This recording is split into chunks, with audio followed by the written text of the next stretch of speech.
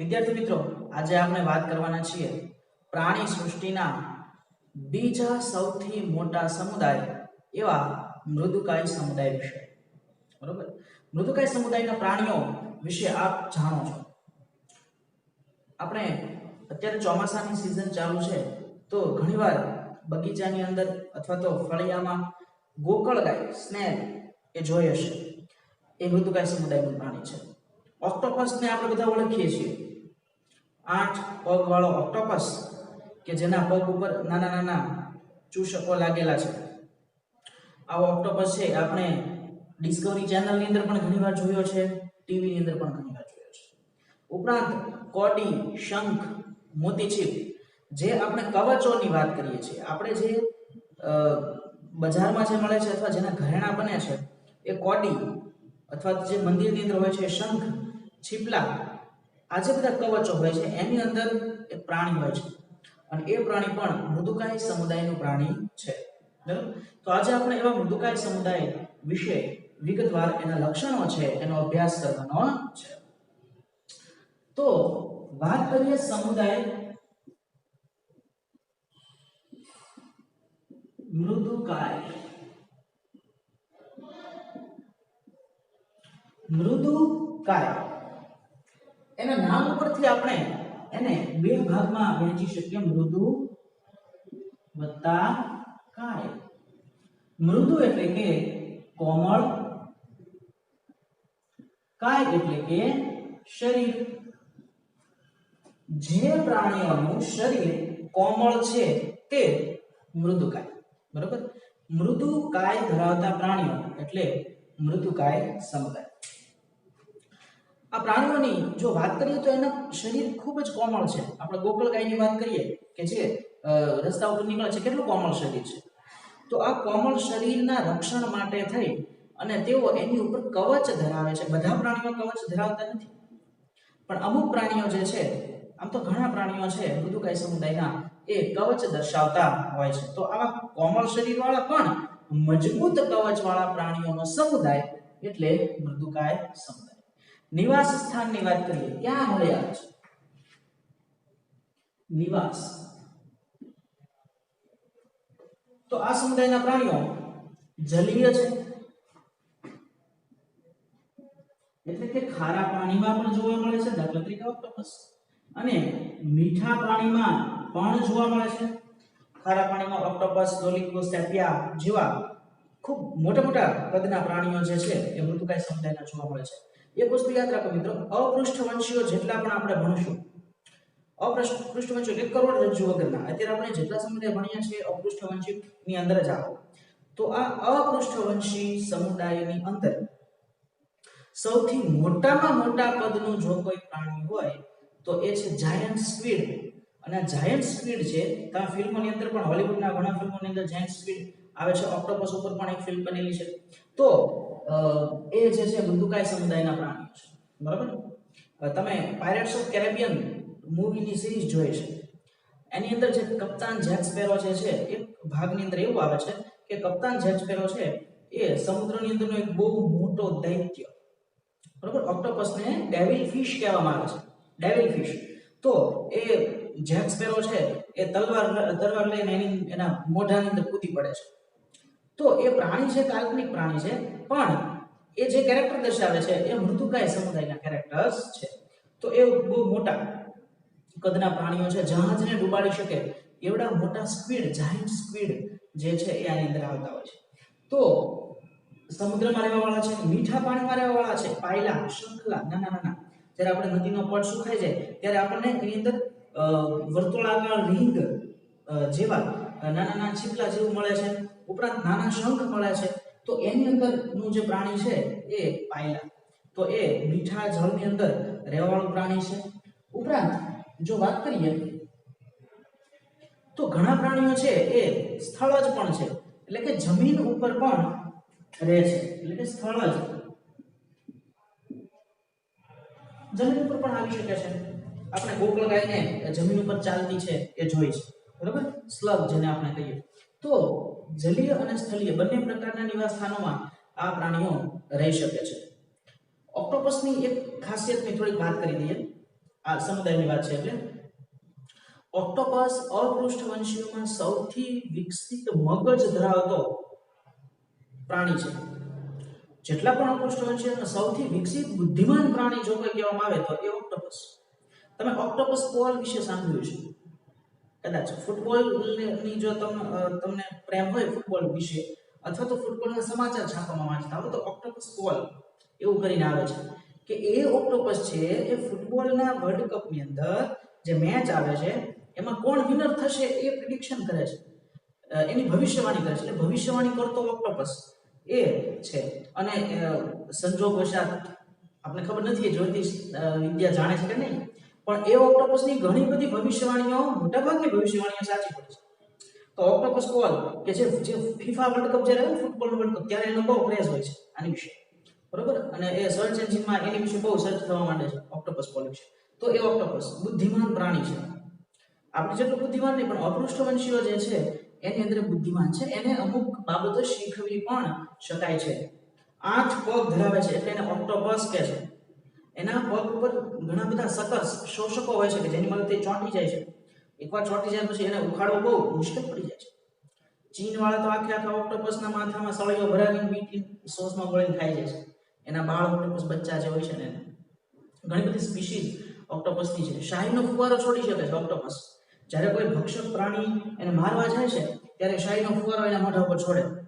થોડાક સમય પૂરતું એને ધૂંધળું દેખાય એ જે પ્રાણી છે ખાવા એવું છે એને, ત્યાં સુધીમાં ઓક્ટોપસ દૂર નીકળી જાય. કદાચ જો એ ભક્ષક પ્રાણીએ ઓક્ટોપસનો એક પગ પકડી લીધો તો એ પગને છૂટો કરીને ભાગી જાય, બરાબર. અને જે એ પગને છૂટો પછી નવો પગ બનાવી લે. એટલે નવસર્જનનો ગુણ છે એ પણ એ ધરાવે છે. ઉપરાંત આજુબાજુના વાતાવરણમાં ભળી શકે એવો કલર પણ એ દાખવી શકે છે. અને બોડી એટલું બધું એનું મૃદુ છે કે એ નાનકડું એવું પોર એટલે કે જે કાણું હોય પથ્થરનું તો એની તો ટ્યુબ લાઈટ થઈને આખો વયો જાય છે. એટલે ખૂબ જ આવી વિશિષ્ટતા ધરાવતું પ્રાણી છે. એટલે તમને કહેવાનું મન થયું કે આ બાબતની વાત આપણે કરીએ, બરાબર. ઓકે, હવે આપણે આગળના લક્ષણો એના જોઈએ. આગળના લક્ષણોની વાત કરીએ, દેહ રચનાની વાત કરીએ. આ પ્રાણીનું શરીર કેવું છે?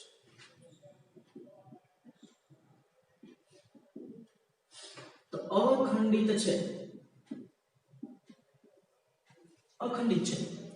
આપણે જોયું નુપુરુષ સમુદાયના પ્રાણીઓ ખંડતા દર્શાવે, સંધિપાત સમુદાયના પ્રાણીઓ ખંડતા દર્શાવે, પણ મૃદુકાય સમુદાયના પ્રાણીઓ ખંડતા દર્શાવતા નથી.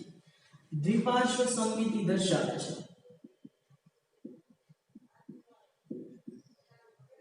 આપણે અહીંયા કહીશું મોટે ભાગે, એવું કહીશું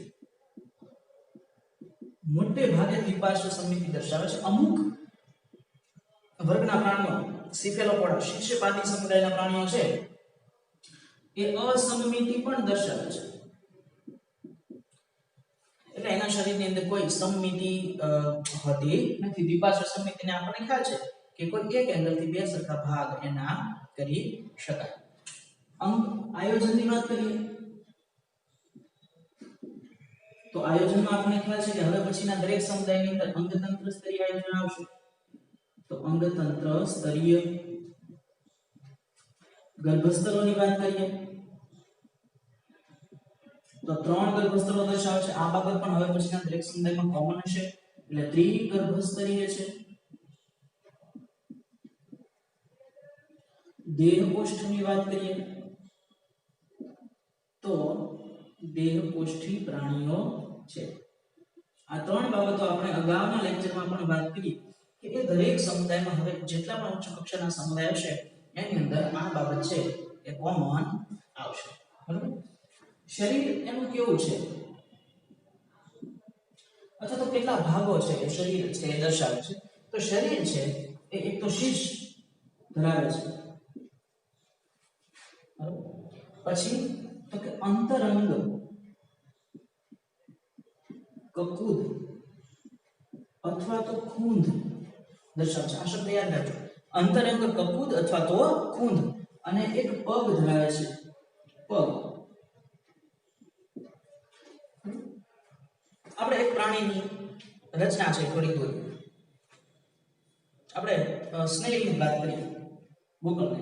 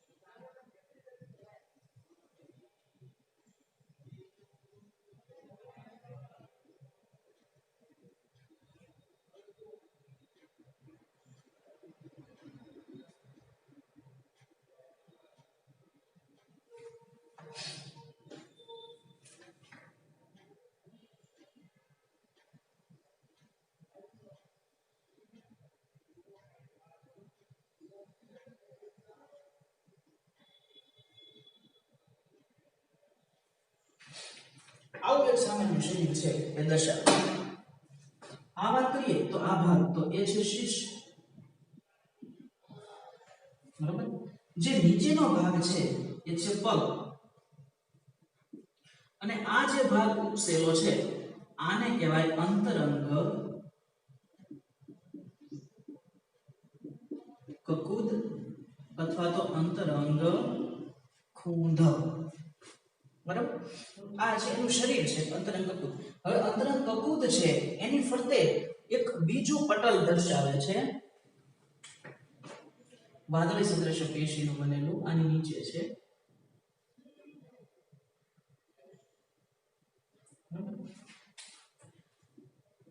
આનું નામ છે બ્લેક કલરનું જે છે એ છે પ્રાવરણ અથવા તો પ્રાવર આવરણ.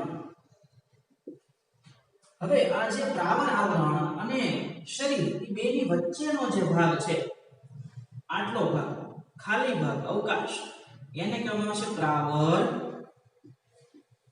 ગુહા. પ્રાવર ગુહા. અને સૌથી પાંચ ગ્રીન કલરનું બતાવ્યું છે, આ છે એનું કવચ. તો આવું જનરલાઇઝ બોડી ફોર્મ છે એ શરીર દર્શાવે છે.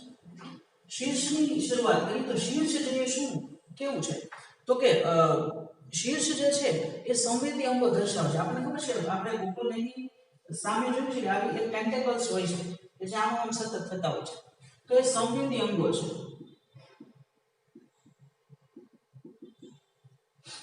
પગની વાત કરીએ તો પગ કેવો છે તો કે પગ છે એ સ્નાયુમય છે અને ગ્રંથિમય છે.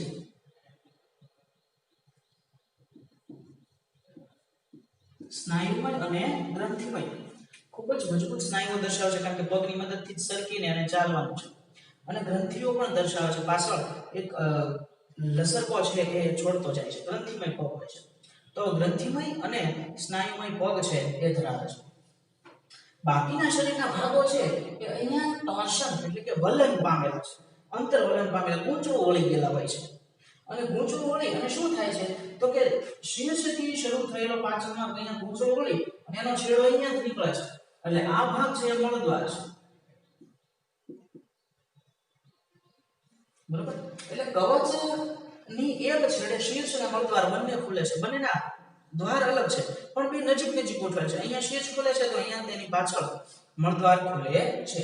તો સંપૂર્ણ પાચન તંત્ર દર્શાવે એવા પ્રકારના પ્રાણીઓ છે. બાકીનો ભાગ એટલો બધો અંદર ગૂંચળો વળી ગયેલો હોય છે, બરોબર. અને એ ગૂંચળો વળી ગયેલો ભાગ છે આખો કવચની અંદર રક્ષાયેલો હોય છે. એક વાત કરી કે આ જે પ્રાવરણની વાત કરી, બ્લેક કલરની લાઈન અહીંયા બતાવી છે, પ્રાવરણ એ વાદળી સદૃશ્ય પેશી છે. કેવી? વાદળી સદૃશ્ય. આની વાત કરીએ તો વાદળી સદૃશ્ય પેશી.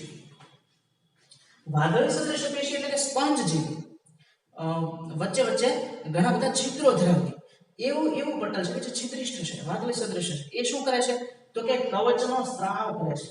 બહાર જે કવચ નિર્માણ કર્યું છે ને એ કોણે બનાવ્યું છે તો કે બ્લેક કલરનું જે પ્રાવરણ છે એણે કરેલો સ્ત્રાવ છે એ જ છેલ્લે કવચ બની જાય છે. કેલ્શિયમ કોમ્પોનેન્ટનું બનેલું મજબૂત કવચ છે એ ધરાવે છે. તો આ કવચનો સ્ત્રાવ એની અંદરનું રહેલું પ્રાવરણ જ કરે. પ્રાવર એટલે કે પ્રાવરણ કવચનો સ્ત્રાવ કરે, મજબૂત બની જાય કે જે પ્રાણીના શરીરને રક્ષણ આપે, બરાબર. પાચન તંત્રની વાત કરીએ તો પાચન તંત્ર હમણાં કીધું એમ સંપૂર્ણ છે. મુખથી શરૂ થતું પાચન તંત્ર અહીંયા ખૂબ જ વલણ પામે છે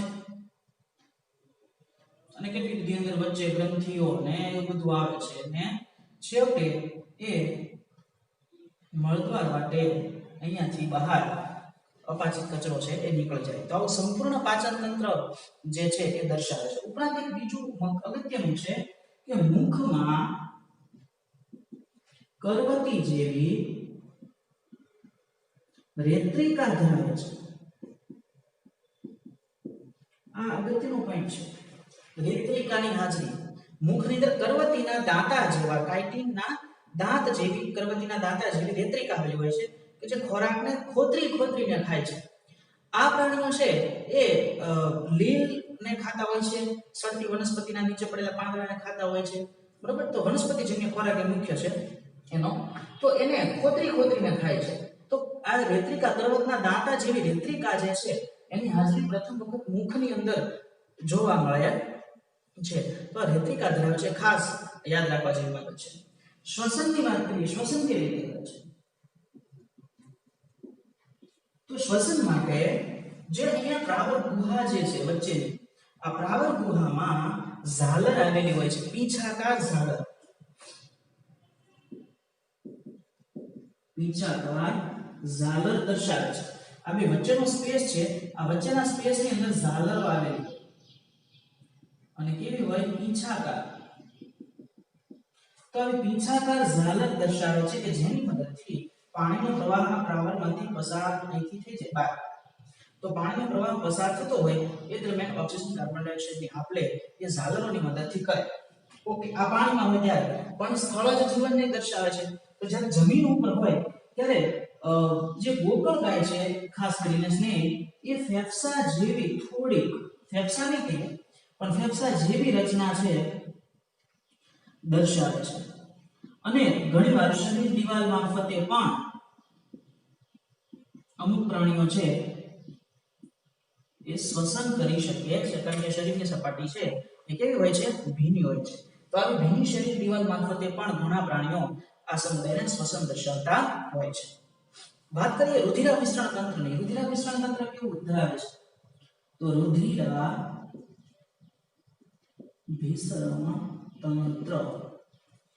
રુધિરાભિસરણ તંત્ર એક થોડું ખાસ છે, એટલે યાદ રાખજો. મોટા ભાગના પ્રાણીઓ કે જે રુધિર પરિવહન તંત્ર દર્શાવે છે એ બંધ પ્રકારનું રુધિરાભિસરણ તંત્ર ધરાવે છે. સંધિપાદ સમુદાયમાં આપણે જોયું કે ખુલ્લા પ્રકારનું રુધિરાભિસરણ તંત્ર ધરાવે છે.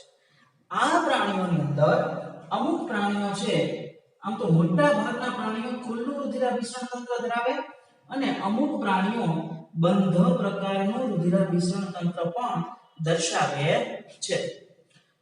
શરીરની પૃષ્ઠ બાજુ પલ્સેટિવ હૃદયની હાજરી દર્શાવે છે. હૃદય હોય છે, હૃદય જેવી રચના હોય છે, આપણે એવું એને કહેશું, બરોબર? એક્ઝેક્ટ હૃદય નહીં કહીએ પણ શરીરની પૃષ્ઠ બાજુએ પલ્સેટિવ એટલે કે ધબકારા કરતું હોય એ ટાઈપનું હૃદય એ દર્શાવે છે. અને એનું રુધિર ખાસ છે.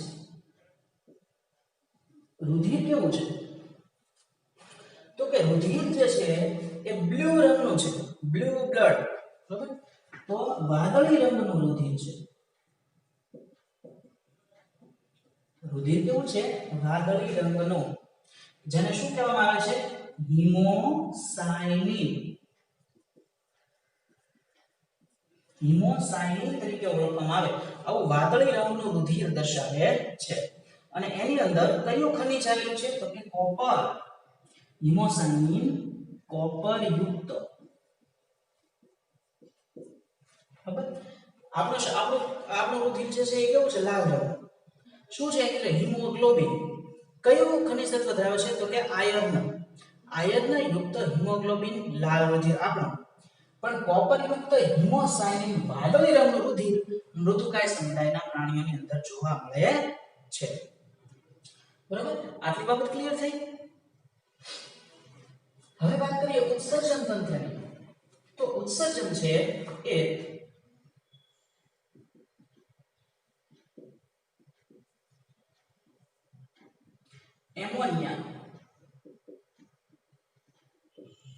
એમોનિયા સ્વરૂપે ઉત્સર્જન કરે છે અને એમોનિયાને પાણીની અંદર દ્રાવ્ય કરી અને એ બહાર કાઢતા હોય છે.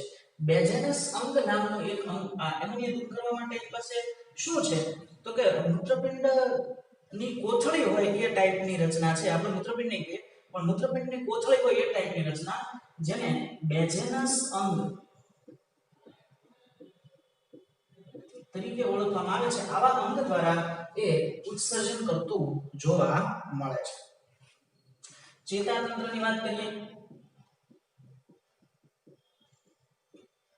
તો ચેતાતંત્ર છે એ ચેતાકંદમય છે કે જે યોજી દ્વારા જોડાયેલું હોય. મુખ્યત્વે ત્રણ પ્રકારના ચેતાકંદ દર્શાવે છે. શીર્ષની અંદર એક ચેતાકંદ દર્શાવતું હોય છે, બરાબર.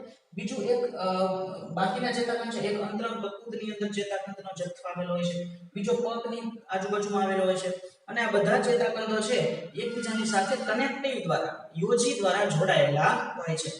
ચેતાતંત્રની અંદર વાત કરીએ તો એની અંદર સંવેદી અંગો પણ આવે. શીર્ષના ભાગમાં સંવેદી અંગો ધરાવે છે. સ્ટેટોસિસ્ટ પણ દર્શાવે છે કે જે સમતોલન અંગ તરીકે કામ કરે છે.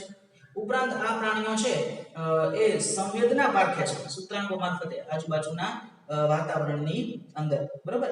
તો એને જે પાણીમાં રહેવાનું છે પાણી નું જે કેમિકલ સ્ટ્રક્ચર કેવું છે, કેમિકલ ફોર્મ કયા કયા આયનો એની અંદર કેટલા પ્રમાણમાં ડિસોલ્વ થયેલા છે, ઓગળેલા છે, એના આધારે એ જે છે એ સંવેદના પ્રાપ્ત કરતું હોય. તો એવું ચેતાતંત્ર છે. વિકસિત પ્રકારનું છે. ઓક્ટોપસની વાત કરીએ કે અપૃષ્ઠવંશીઓમાં સૌથી વધારે બુદ્ધિ ધરાવતો હોય તો એ છે ઓક્ટોપસ કે જે મૃદુકાય સમુદાયનું પ્રાણી છે. તો ધીમે ધીમે ચેતાતંત્ર છે એ વિકસિત થતું જોવા મળે છે. પ્રજનનની વાત કરીએ તો બધા જ પ્રાણીઓ એકલિંગી છે,